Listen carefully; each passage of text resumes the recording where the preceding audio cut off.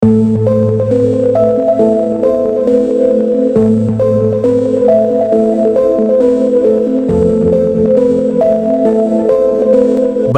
suatu hari ketika langit Indonesia tidak lagi sepenuhnya bergantung pada sistem pertahanan buatan luar negeri.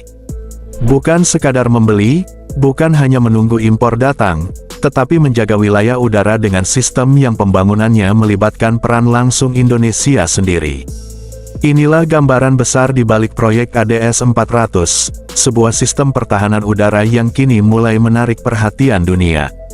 Selama puluhan tahun, Indonesia harus bergantung pada negara lain untuk memenuhi kebutuhan alat utama sistem persenjataan.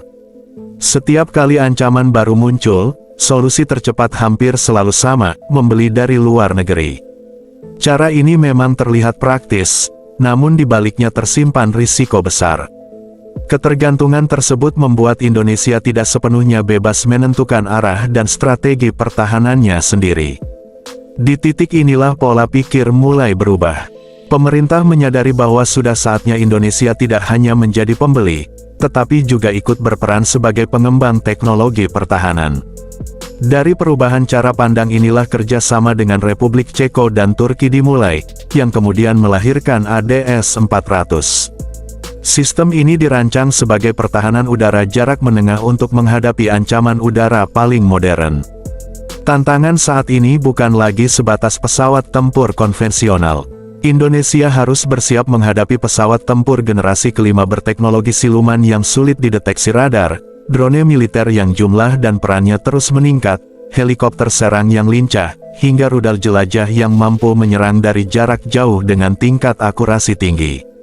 ADS-400 dikembangkan sebagai sebuah sistem terpadu. Radar canggihnya mampu mendeteksi sasaran berkecepatan tinggi dan terbang rendah, bahkan ketika target berusaha menghindari pantauan. Sistem komando dan kendalinya dirancang untuk melacak dan menangani banyak target secara bersamaan, sebuah kemampuan krusial dalam medan pertempuran modern yang dinamis. Pengembangan rudalnya memanfaatkan pengalaman panjang industri misil Turki, sementara Indonesia terlibat langsung dalam proses integrasi dan sebagian produksi sistem tersebut. Namun, nilai utama ADS-400 tidak hanya terletak pada kemampuan tempurnya. Kekuatan sebenarnya ada pada transfer teknologi yang terjadi di dalam proyek ini. Para insinyur Indonesia memperoleh kesempatan untuk mempelajari teknologi radar, misil, dan sistem kendali secara langsung. Produksi di dalam negeri memperkuat fondasi industri pertahanan nasional dan membuka jalan menuju kemandirian yang lebih nyata. Dampaknya pun meluas jauh melampaui sektor militer. Proyek ini menciptakan lapangan kerja baru, mendorong riset dan pengembangan, serta membangun ekosistem teknologi yang dapat memberi manfaat bagi sektor strategis lainnya.